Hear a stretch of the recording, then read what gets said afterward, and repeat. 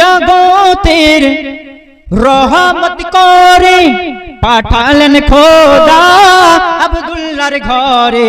জোরে বলেন, পাঠিয়েছেন না রব্বুল আলামিন কুরআন পাকে বলেন ওয়ামা আরসালনাকা ইল্লা রাহমাতাল লিল আলামিন।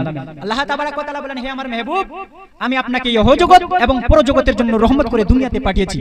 তাই শায়ের বলছেন যে দুই জগতের রহমত করে পাঠালেন খোদা আব্দুল্লাহর ঘরে। নবীজি আমার রহমতের ভান্ডার, বলো জি সবাই আলহামদুলিল্লাহ। বলুন আলহামদুলিল্লাহ। শত শতবার শুকর খোদার, বলো জি সবাই আলহামদুলিল্লাহ।